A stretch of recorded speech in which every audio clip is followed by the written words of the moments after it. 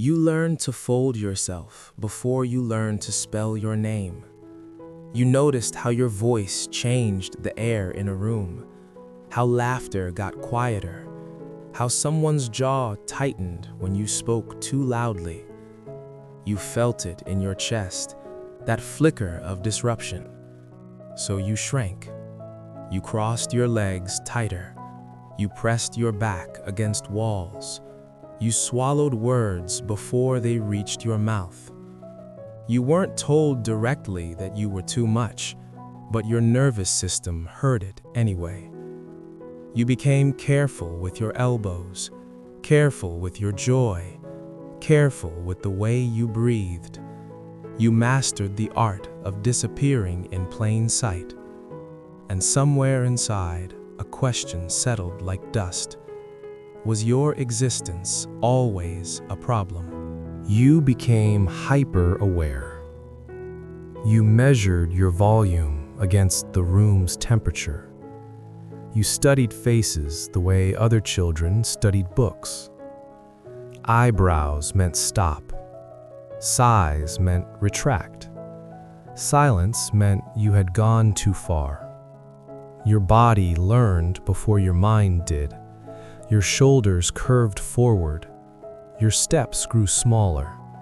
Your appetite became negotiable.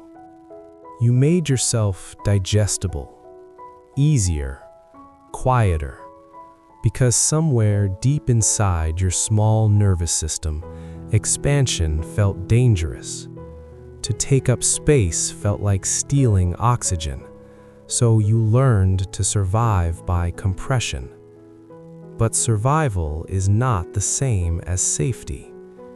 And still you wonder, why does being seen feel like exposure? You carried that shrinking into adulthood. You apologized before speaking.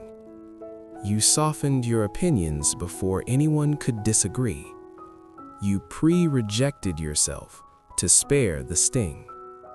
Rooms still feel like they belong to other people. Chairs still feel temporarily borrowed. Compliments make your skin tighten. Attention feels like a spotlight you never agreed to stand in. You learned that safety lived in the margins, so you hover there, half present, half visible, fully exhausted. You call it being low maintenance, but your body calls it constant restraint. And underneath it all, the smaller version of you is still holding their breath. But shrinking was never your flaw. It was brilliance. You adapted. You read the room so well that you could feel tension before it formed. You prevented conflict before it sparked. You turned invisibility into armor.